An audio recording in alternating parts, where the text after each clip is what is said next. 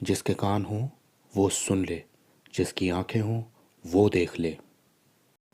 Bible की शुरुआत एक शादी से होती है, आदम और हव्वा के विवाह से। पहले स्त्री पुरुष जिन्हें एक बनाया परमेश्वर ने खुद। और जब बाइबल खत्म होने लगती है तब भी परमेश्वर ने एक शादी का जिक्र किया है, मेमने और उसकी दुल्हन यानी कि कलीसिया की शादी के विषय में।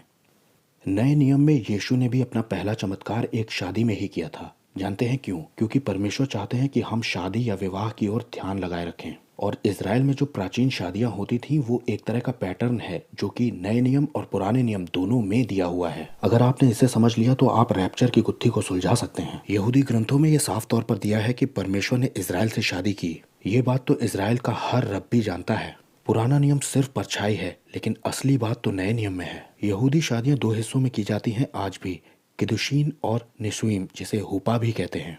पहला हिस्सा किदुशीन, ये मंगनी की रस्म होती है, जैसे कि भारत में रोका किया जाता है उसी तरह से। दूसरा हिस्सा है निसुईम, जिसे हुपा भी कहते हैं। इसमें दुल्हन को उठा लाया जाता है अपनी कवरिंग के तले।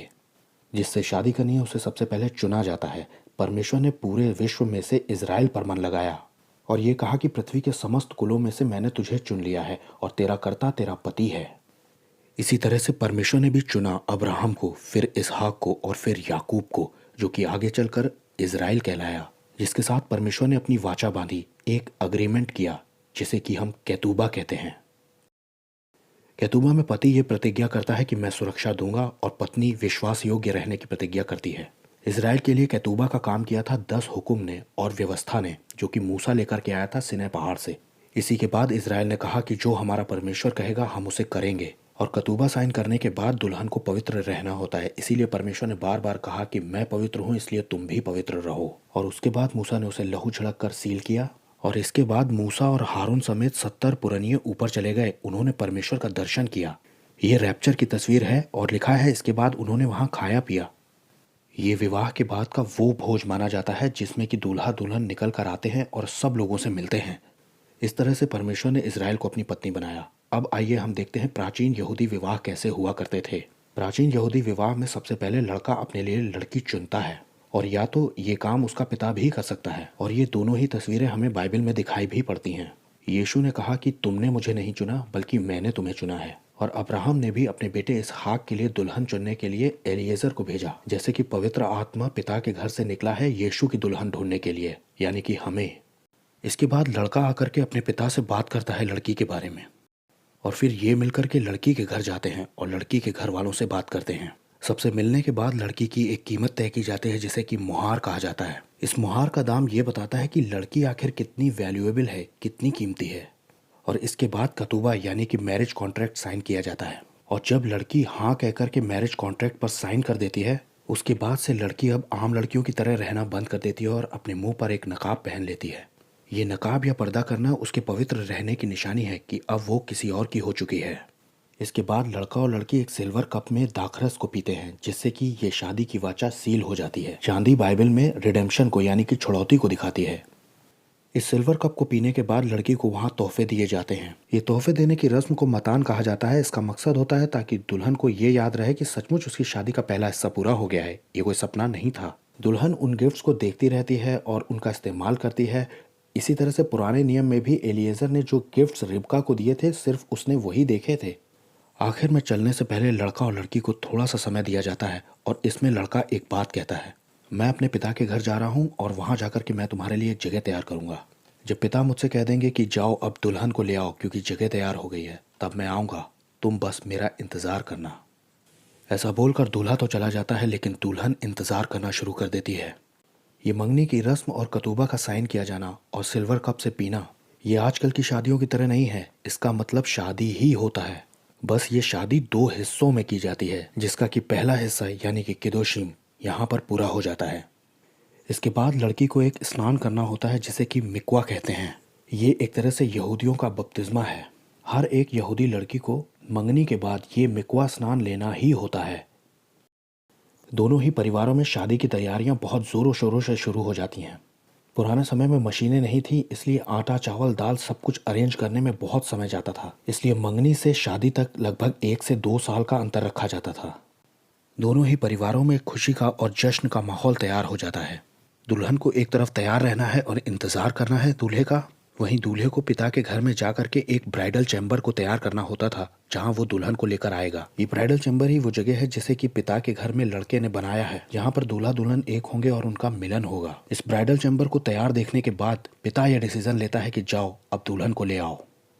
अगर दूल्हे से कोई ये सवाल करता है कि कब लाओगे दुल्हन को, तो वो कहता है कि उस घड़ी उस समय को कोई नहीं जानता, बस सिर्फ पिता ही जानता है। जब पिता हुक्म देंगे तब मैं जाकर अपनी दुल्हन को उठा लाऊंगा। वहीं दुल्हन के घर वाले दुल्हन से कहते हैं कि वो आएगा ज़रूर और वो चोरों की तरह आएगा, लिटरली वो तुम्हारा अपहरण करके ले जाएगा।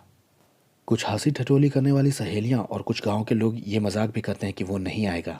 बाइबल में ऐसे लोगों को स्कॉफर्स कहा गया है। ये अंतिम दिनों में आएंगे और कहेंगे कि कहाँ गई उसके आने की प्रतिज्ञा, वो नहीं आएगा। लेकिन दुल्हन इन बातों पर कान नहीं लगाती, बल्कि वो हर रोज़ तैयार रहती है, क्योंकि वो बोल कर गया है कि तुम बस तैयार रहना और इंतज़ार करना, मैं ज़रूर आऊँगा। अब इस शादी का दूसरा हिस्सा शुरू होता है जिसे शिदुखीम या निसुईम कहते हैं, जिसे हुपा भी कहा जाता है। इसमें दूल्हा अपने पिता की आज्ञा पाकर के दुल्हन को लेने के लिए निकल पड़ता है। इधर दुल्हन जो कि पहले से तैयार रहती है, वो जैसे ही शोफार का यानी तुरही का शब्द सुनती है, वो तुरंत अपने द्वार पर चली आती है।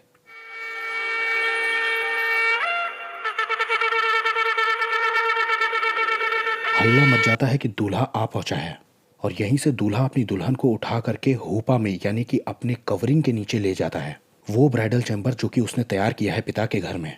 अब यहाँ शादी की वाचा का दूसरा कप पिया जाता है जिसमें कि दाखरस होता है और यहाँ पर यह शादी पूरी तरह से सील हो जाती है। ये दाग का रस शादी के पूर्तिकरण को दिखाता है और दूल्हे ने जो आने का वादा किया था उस वादे को पूरा करने की खुशी में से पिया जाता है। अब दूल्हा और दुल्हन 7 दिन तक इस ब्राइडल चैम्बर के अंदर रहते हैं और वो किसी की नज़र में नहीं आते। इधर दुल्हन के घर में जो लोग 2 पैग लगा के सोए होते हैं, उन्हें बिल्कुल पता नहीं चलता कि कब आया दूल्हा और वो कब दुल्हन को उठा ले गया। जब दूल्हा और दुल्हन अपने 7 दिन को यानी अपने हफ्ते को पूरा कर लेते हैं, तब वो उस ब्राइडल चैम्बर से बाहर आ जाते हैं और तब वो बाहर आकर अपने आप को सब लोगों के ऊपर प्रकट कर देते हैं। इसके बाद एक शादी का भोज किया जाता है जिसे कि मैरिज सपर कहते हैं और इसके बाद दूल्हा दुल्हन एक नई गृहस्थी शुरू करते हैं। वो अपने घर को शुरू करते हैं, वो अपना परिवार बनाते हैं और वो एक दूसरे के साथ अपनी ज़िंदगी बहुत प्यार से बिताना शुरू कर देते हैं। अब हम ये देखेंगे कि प्राचीन यहूदी विवाह की इन रस्मों को कैसे यीशु मसीह ने अपने चेलों को समझाया था। सबसे पहले यीशु मसीह ने अपने चेलों को चुना और कलीसिया को भी चुना। कहा कि तुमने मुझे नहीं चुना बल्कि मैंने तुम्हें चुना है। इस तरह से एक यहूदी लड़के यानी यीशु मसीह ने अपनी दुल्हन यानी कि कलीसिया को चुन लिया था। उसकी कलीसिया आज के भी विश्वासी हैं जिन्होंने यीशु मसीह को अपना दूल्हा मान लिया है। ये हर क्षेत्र, हर देश, हर भाषा, हर कुल के हैं। अब कलीसिया के साथ यीशु के विवाह के भी 2 ही हिस्से हैं, पहला केदुशीम और दूसरा हुपा। केदुशीम वाला हिस्सा पूरा हो चुका है और हुपा वाला हिस्सा होना भी बाकी है। यीशु ने अपने विश्वासियों को नई वाचा दी यानी कि केतुबा साइन करवाया। फिर यीशु ने प्रभु भोज के समय में प्याला उठाकर अपने चेलों को भी दिया जिससे कि वाचा सील हो गई। उसने ये भी कहा कि ये मेरे लहू में नई वाचा है। उन्होंने ये भी कहा कि अगला कप मैं तुम्हारे साथ वहां पिता के राज्य में पीऊंगा। फिर यीशु ने कलीसिया के लिए अपना दाम चुकाया यानी कि मुहार दिया। ये उसने अपना बेशकीमती लहू बहा कर दिया। यीशु ने लास्ट सपर पर अपने चेलों से कहा था कि मैं तुम्हारे लिए एक जगह तैयार करने जा रहा हूँ अपने पिता के घर में और मैं वापस आकर के तुम्हें लेकर जाऊंगा। यीशु ने उन्हें यह भी बताया था कि वो घड़ी, वो घंटा, वो दिन, वो सिर्फ पिता ही जानता है कि वो कब मुझे दोबारा भेजेगा। फिर कलीसिया के साथ मतदान की रस्म पूरी हुई यानी कि उसे पवित्र आत्मा का दान दिया गया। कलीसिया को पवित्र आत्मा का दान बयाने के रूप में मिला है ताकि उसे ये विश्वास रहे कि दूल्हा आएगा। इसके बाद कलीसिया मिकवा स्नान से यानी कि बपतिस्मे से गुजरती है। यही कारण है कि पतरस 3-3 हजार बपतिस्मे दे रहा था। बपतिस्मा हमें बचाता नहीं है, लेकिन ये यीशु का एक हुक्म है। ये हमारे सैंक्टिफिकेशन के प्रति हमारी गंभीरता को दिखाता है। यीशु ने चेलों को यह भी जाहिर किया था कि वो रात में जैसे चोर आता है वैसे आएंगे। यदुशीम और हुपा के बीच में जो साल या 2 साल का अंतर लिया जाता है उसे हम 1000 साल और 2000 साल से जोड़ सकते हैं। अब यीशु को गए हुए 2000 साल पूरे हो चुके हैं और अब तो ठट्ठा करने वाले भी दिखाई पड़ने लगे हैं जो कहते हैं कि उसके आने की प्रतिज्ञा कहाँ गई। अचानक से एक दिन तुरही फूकी जाएगी और एक पवित्र सभा उसके सम्मुख इकट्ठी हो जाएगी और यीशु बादलों पे अपनी कलीसिया से मिलेगा और उसके बाद इस विवाह का शदुशीन यानी कि हुपा वाला हिस्सा पूरा होगा। विश्वासी जो उसकी दुल्हन है ये 7 साल तक उसके ब्राइडल चैम्बर में रहेंगे और उस वक्त पृथ्वी पर परमेश्वर के क्रोध के कटोरे उंडेले जा रहे होंगे। इसके आखिरी के 3.5 सालों को जेकब ट्रबल यानी कि याकूब के संकट का समय कहा गया है। जब यीशु का कलीसिया का हफ्ता यानी कि 7 वर्ष पूरे हो जाएंगे तब वो अपनी कलीसिया को लेकर के बाहर निकलेंगे और तब वो जैतून के पहाड़ पर पांव टेकेंगे जिससे कि वो फटकर 2 टुकड़े हो जाएगा। इस वक्त यहूदियों पर बहुत अत्याचार हो रहा होगा और 2/3 यहूदी मार डाले जा चुके होंगे। और तब 1/3 बचे हुए यहूदियों को बचाने के लिए यीशु मसीह आएंगे, जब वो कहेंगे बारूक हबा बशेम अदोनाय, यानी कि धन्य है वो राजा जो यहोवा के नाम से आता है। फिर यीशु अपने 1000 साल के राज्य को शुरू करेंगे, जिसमें कि कलीसिया उसके साथ होगी। यीशु यरूशलेम के मंदिर में बैठकर 1000 साल तक राज्य करेंगे और कलीसिया वो पूरी पृथ्वी की अधिकारी होगी। अब हम इस वीडियो के सबसे ज़रूरी हिस्से में आ गए हैं। हम पौलुस के बारे में बात करेंगे। पौलुस के पास इतने प्रकाशन यानी रेवलेशंस कहाँ से आए थे? गलातियों की पत्री में इसका एक बड़ा भेद दिया है कि अरब का सीना पहाड़। पौलुस ने ये बता दिया था कि सिनै पर्वत ये अरेबिया में है, जो कि अब कुछ अरसे से ढूंढ लिया गया है। यहाँ पर वो चोटी भी है जहाँ पर परमेश्वर मूसा से मिला था। यहाँ का ऊपरी पूरा हिस्सा काला है क्योंकि परमेश्वर आग के रूप में उतरा था। यहाँ पर वो चट्टान भी है जिस पर मूसा ने लाठी मारी थी। ये सचमुच अरब में ही पड़ता है। इससे पहले पौलुस ये बताता है कि मैं मांस और लहू से सलाह लेने के लिए जो मुझसे पहले प्रेरित थे उनके पास नहीं गया, बल्कि मैं अरब को चला गया। इसका मतलब यह है कि वो फ्लैश एंड ब्लड से नहीं बल्कि स्पिरिट से सलाह लेने गया था, और इसके लिए वो अरब के सीने पहाड़ पर गया था। अब जैसे मूसा पर परमेश्वर प्रकट हुआ था, वैसे ही पौलुस के ऊपर लगता है यीशु प्रकट हुए थे। तभी उसे रैप्चर के बारे में इतने साफ तौर से पता था। इसीलिए उसने अपने पत्र में कलीसिया के विषय में यह कहा है कि मैंने एक ही पुरुष से तुम्हारी बात लगाई है ताकि तुम्हें पवित्र कुंवारी करके उसे सौंप दूं। पौलुस भी प्राचीन यहूदी विवाह की प्रथाओं को लेकर ही बात कर रहा है। पहला थिस्सलुनीकियों 4 अध्याय के 16 से 18 पद में ऐसा दिया है, क्योंकि प्रभु आप ही स्वर्ग से उतरेगा, उस समय ललकार और प्रधान दूत का शब्द सुनाई देगा और परमेश्वर की तुरही फूकी जाएगी।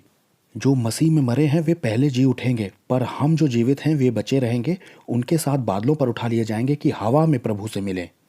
और 18वें पद में दिया है कि इस प्रकार इन बातों से एक दूसरे को शांति दिया करो। ये हमारी उम्मीद है कि हम इन बातों से एक दूसरे को शांति दिया करें कि हम बच निकलेंगे। और फिर 5वें अध्याय में दिया है कि सारे संसार पर वो विनाश ऐसे आ पड़ेगा जैसे गर्भवती के ऊपर पीड़ा अचानक से आ पड़ती है, और वे किसी रीति से ना बचेंगे। पौलुस हमें कह रहा है कि हमारे पास उम्मीद है लेकिन वो नहीं बच सकेंगे। अब कंफ्यूजन कुछ इन पदों से शुरू होती है। उस समय वो अपने दूतों को भेजकर पृथ्वी के इस छोर से आकाश के उस छोर तक सारे दिशाओं से अपने चुने हुओं को इकट्ठा करेगा। दरअसल लोग इसे रैप्चर समझ लेते हैं, जबकि इससे ऊपर की आयतों में साफ दिया है कि सूरज अंधेरा हो जाएगा, चांद प्रकाश नहीं देगा, तारागण गिरने लगेंगे, और तब लोग मनुष्य के पुत्र को बड़ी सामर्थ और महिमा के साथ बादलों पर आते हुए देखेंगे। ये द्वितीय आगमन की बात हो रही है, ना कि रैप्चर की।